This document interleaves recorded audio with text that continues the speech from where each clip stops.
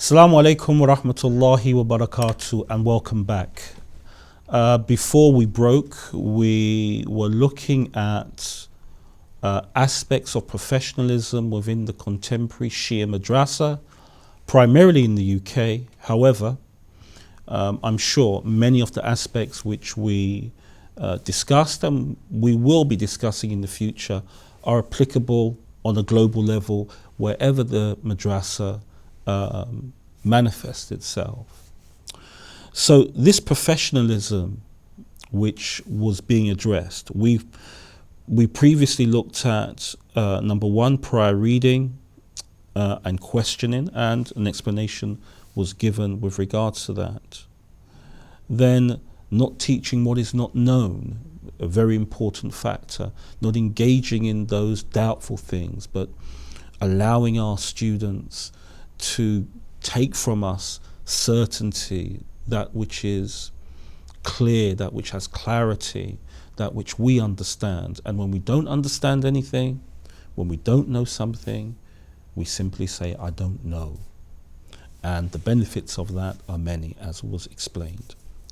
And then we moved on to the third aspect of this professionalism, and it is teaching to the required level, not teaching above the capability of our learners, but teaching exactly in line with their abilities. With this in mind, let us turn to Surah Al-Baqarah, ayat number 31, and where Allah Azza wa Jal mentions in this ayah something very telling. Nabi Adam alayhi salam is given the role of Khalifa, that is the trustee of Allah Azza wa Jal on earth. Nabi Adam alayhi salam is asked to engage in some in some kind of work, some kind of activity. But Nabi Adam alayhi salam, he needs something. He needs the tools to be able to engage in that work which Allah Azza wa Jal has selected him for. So Allah Azza wa Jal, in teaching Nabi Adam alayhi salam, Allah Azza wa Jal mentions that he taught him the names kullaha, all of them. Here we know the names of the Ahlul Bayt Nabuwah, but here what we need to take from this is the task required something from Nabi Adam alayhi salam. Nabi Adam alayhi salam, to meet the task, needed the equipment. And that equipment had to be fit for the purpose with regards to which it needs to engage in. Here in our teaching, if we take this kulluha in relation to teaching to a level which the students are comfortable with, not teaching at a level below their abilities, nor teaching to a level above their abilities, what we find is that we give the students the knowledge which is in line with their understanding. Now, the benefits of this are many. When we are able to know the level of our learners, then we are able now to truly engage in a knowledge transfer from ourselves to our learners, which is transformative, which is able to transform their lives, which is able to enrich. Remember, we looked at these aspects, which is able to enrich their academic intelligence, their spiritual intelligence, and their emotional intelligence. These intelligences are brought to the madrassah by the learner, and we are tasked not only to enrich the academic abilities, the academic intelligence of our learners, we are tasked with enriching all three intelligences at one and the same time.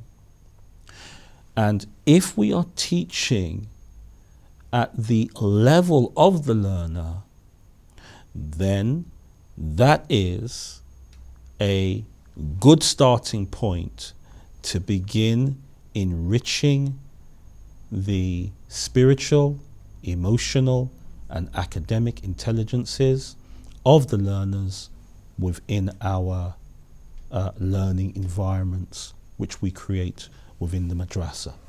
So teaching to the required level, not going above their capabilities, because we will lose them.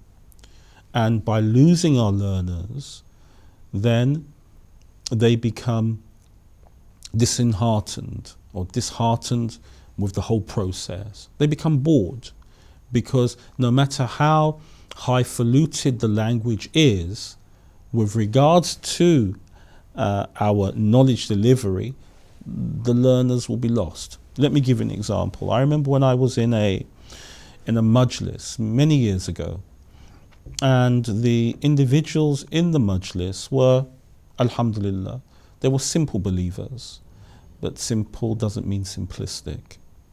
Nevertheless, the reciter began to speak about Socrates and Plato, and he began to discuss the peripatetic nature of Socrates' teaching within Athenian society. And then he went on to discuss the analogy of the cave which Plato mentions in his Republic. Looking at the faces of the individuals who had attended the majlis, they were blank. They were lost. The individual was explaining nicely. I understood what he was saying because I had that prior knowledge. But the individuals in the majlis didn't have that prior knowledge.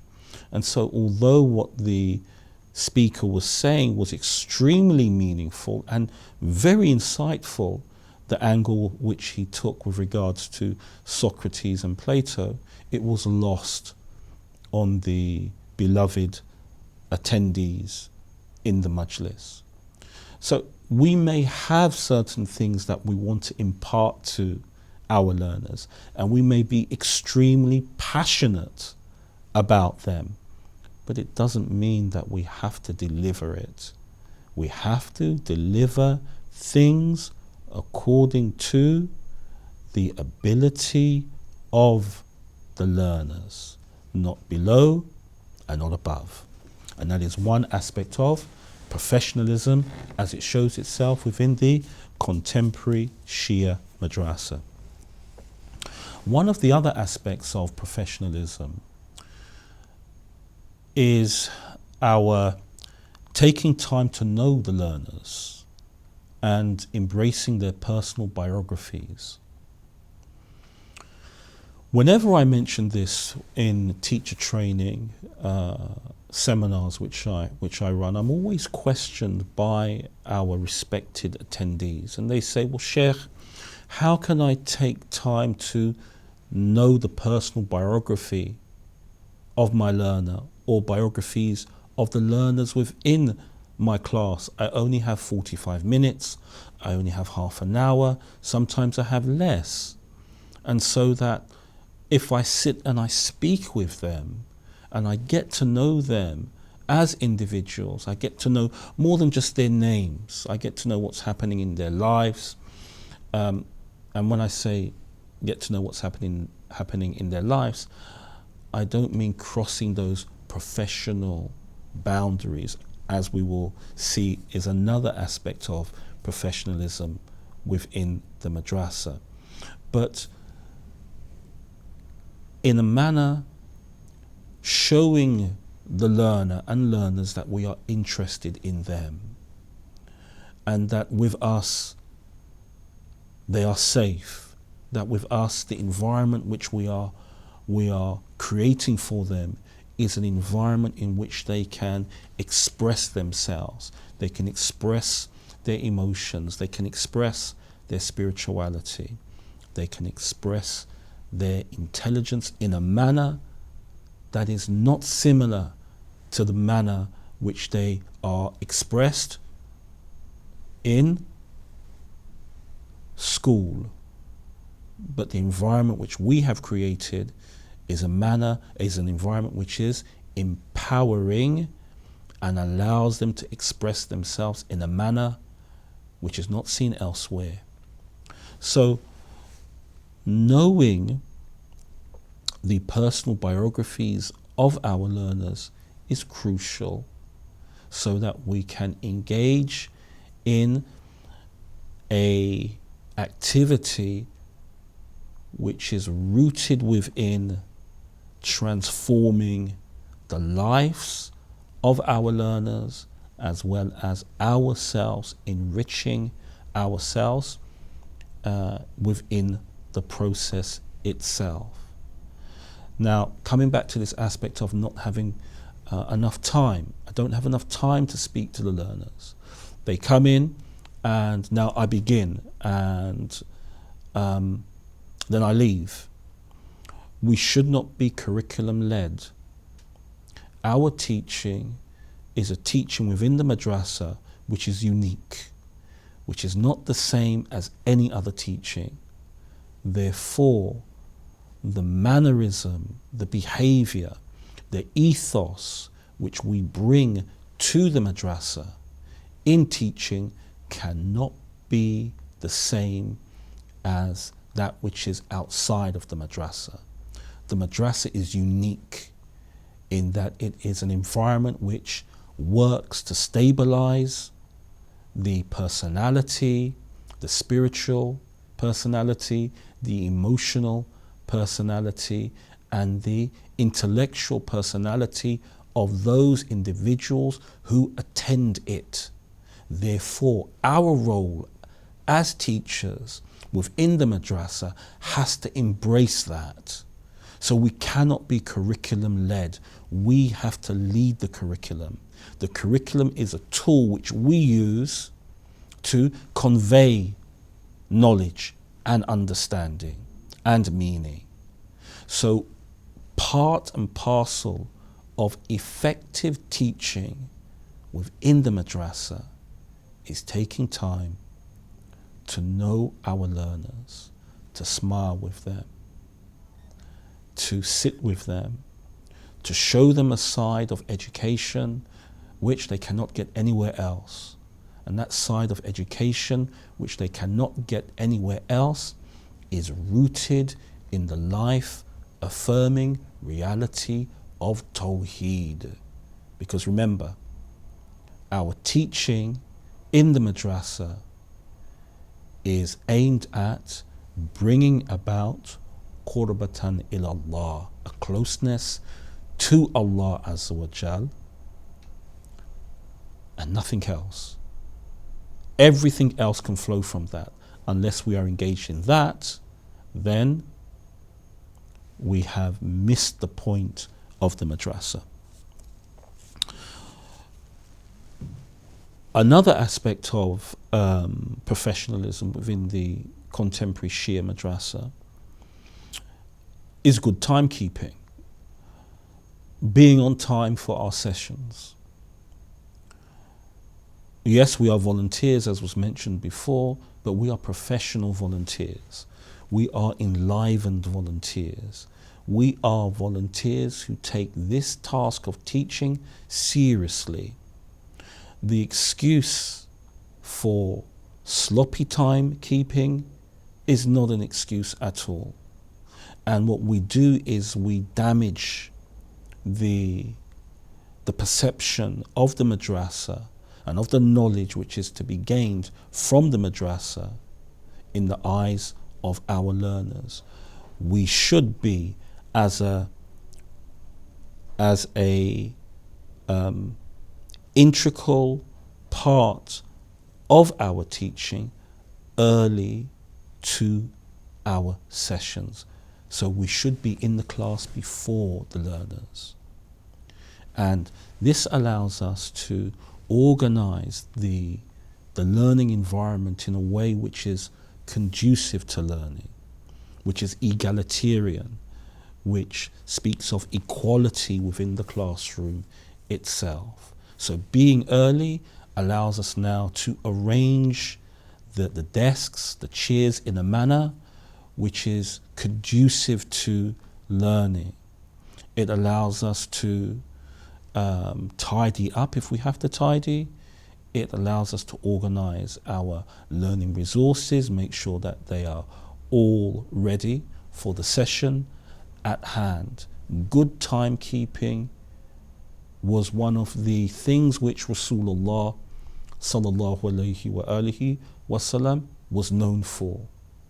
And we have many accounts of Rasulullah sallallahu alayhi wa alihi wasallam attending meetings on time, and by on time I mean before the actual time of the meeting, and waiting for individuals to attend. And in many reports, individuals fail to attend, and Rasulullah sallallahu alayhi wa alihi wasallam was left waiting for hours. One of the reports I know of is that the individual came much later, and Rasulullah sallallahu alayhi wa alihi wasallam was still waiting for him. And he said, well, we had a meeting. And the individual said, well, I forgot and I got busy with other things.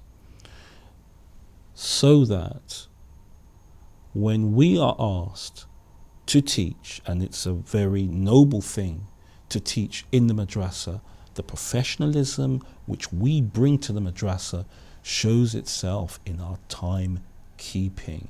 We are early, and this signals something to the learners. The second point is the creation of a learning environment which is learner focused.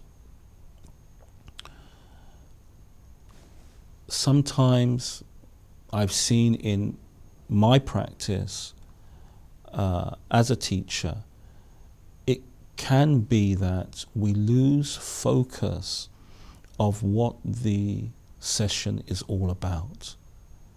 The session that we engage in with our learners is about the learner gaining clarity with regards to their belief and their practices.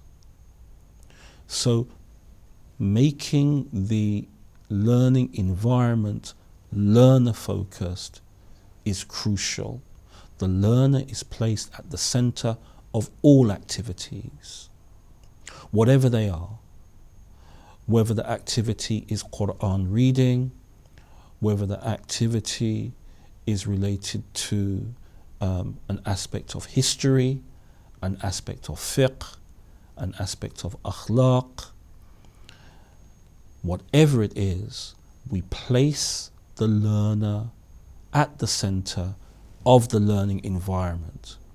And by doing so, we then keep in the forefront of our engagement with them that they are the ones who are to be enriched. They are the ones who are to be engaged in a manner that transformation takes place. And this transformation which takes place is moving them further along the path of closeness with Allah Azza wa Jal. And the learning environment can show itself in many ways. We as teachers within the madrassah, we are individuals who have initiative. And what we need to do is we need to use our initiative, whatever we have, and we may not have much, but whatever we have, we need to use in a manner in which it is placed at the disposal of the learner, that the learner is the main focus. And however that is done, which is obviously in a safe, caring and compassionate manner, then it is our duty to make sure it takes place. And the other aspect of professionalism within the contemporary Shia Madrassah, within our practice as practitioners, is the selecting of learning resources which are learner friendly. We may only have a whiteboard, we may only have a blackboard, but that doesn't mean that we cannot adapt our teaching to encompass a range of learning resources which take into consideration the different learning styles of our learners. People learn in different ways. Some people, they like to learn by listening. Other people, they like to learn, or they prefer to learn, or they excel in learning by doing. So very practical, hands-on.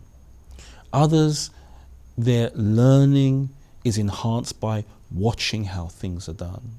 So auditory learning, so the individual likes to listen. Visual, the individual is pushed along the learning process by watching. And the other's learning style is by doing, hands-on practical experience.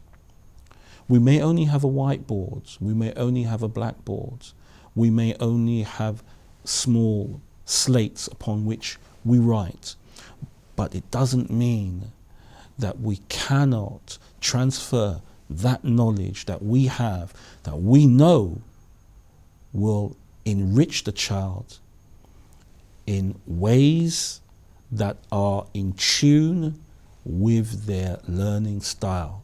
So we need to adapt, we need to change, we need to go with the flow, we need to be flexible in our teaching the knowledge that we have been entrusted to teach.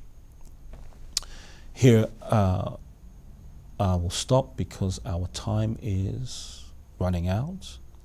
I have enough time to give you the telephone number that we are using if there are any questions that you'd like to ask. Please do ring in, ask the question, and it will be passed on to me and I will respond, inshallah.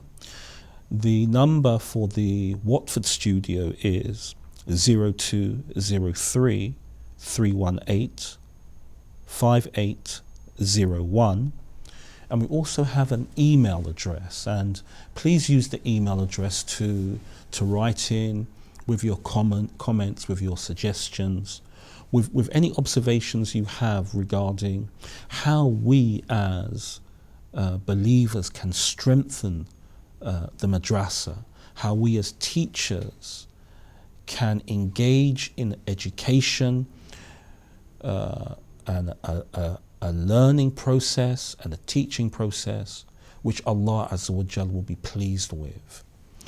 So the email address is feedback@Hidayat, that's spelled HIDAYAT.TV. Again, feedback@Hidayat, spelled HIDAYAT.TV.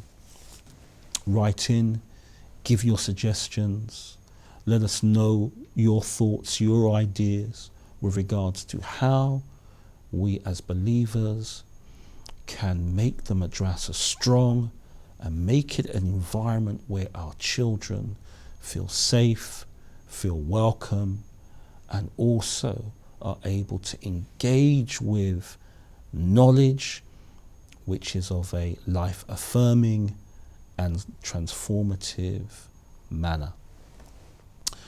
Until then, shukran jazilan, assalamu alaikum wa rahmatullahi ta'ala wa barakatuh.